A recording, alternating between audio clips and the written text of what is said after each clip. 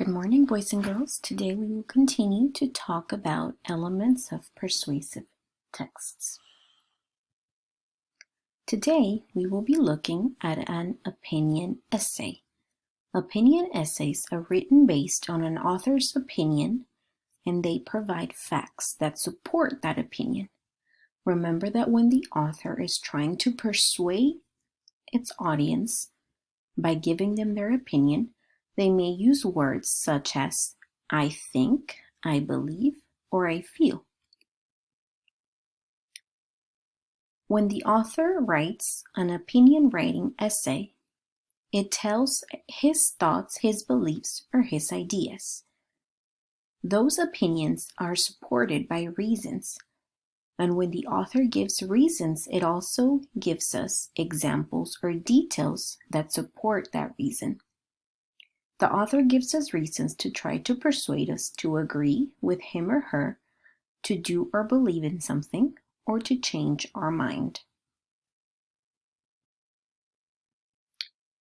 Today we are going to be reading an opinion essay called The Best Habitat for Me. We have been looking at very different persuasive texts. Today we are going to use this opinion essay to see how the author is trying to persuade us to believe in his opinion. Let's read The Best Habitat for Me and find out what the red panda wants to tell us about his habitat. The best habitat for me. An animal's habitat is the place where it lives. I'm a red panda, and my habitat is a cool, dark forest. In my opinion, it is the finest habitat in the world. The forest ecosystem has everything I need, so it is the best place for me to live. A good habitat like mine should provide shelter. The forest has lots of trees. That is where I spend most of my time. The trees provide a place for me to sleep, especially during the hottest part of the day. Trees also keep me safe. The color of my fur helps me blend in with the trees so other animals can't see me as well. I can climb tall trees to escape if I am being chased. A good habitat should also provide food. Mostly, I eat bamboo. Many different species of bamboo grow in my habitat. I like to eat the shoots and leaves. Some of my other favorite foods are fruit, roots, and acorns. The insects I find on the ground are tasty too. All animals need food and shelter. Some animals find these things in other habitats, like deserts or prairies. I have everything I need here in the forest. Nothing is nicer than waking up in my favorite tree and knowing a tasty meal is close by. My forest home is a perfect home for me.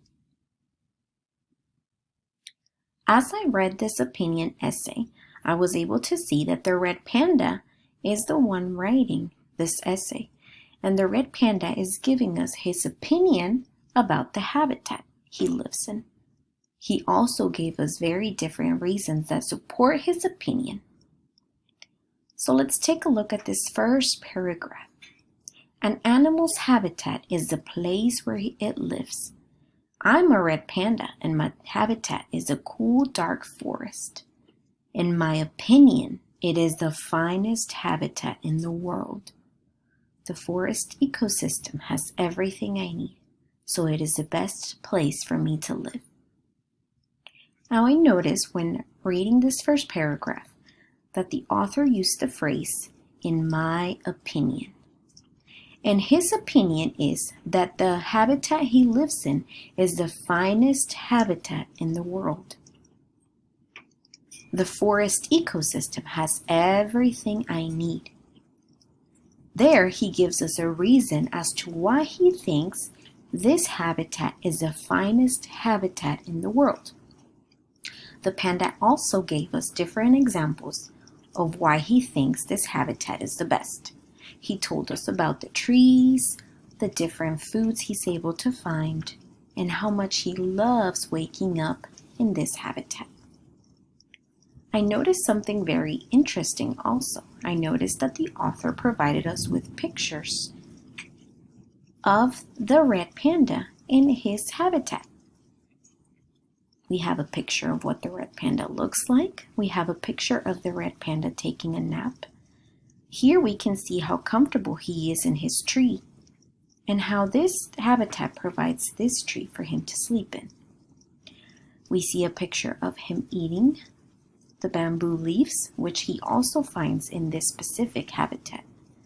We also have another picture that says it can be hard to see him in trees. And I know, using my background knowledge, that animals often need to hide from their predators. So this habitat is also a safe place for him to live in. Now it is your turn. In Google Classroom, you will find a copy of The Best Habitat for Me. I want you to read it one more time, and I want you to answer the following questions. Think about how living things in a habitat depend on each other based on what you read about the panda's habitat, and what reason supports your opinion on why you think living things in a habitat depend on each other. Don't forget to submit your work on Google Classroom. Now for a writing lesson.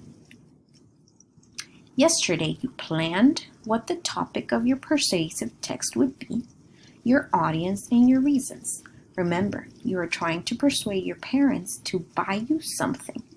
Yesterday I asked you to tell me what item you wanted your parents to buy, who would be your audience, your mom, your dad, your cousin, your grandma, your grandpa, and I asked you to write 3 reasons to try to persuade them to buy you whatever you picked.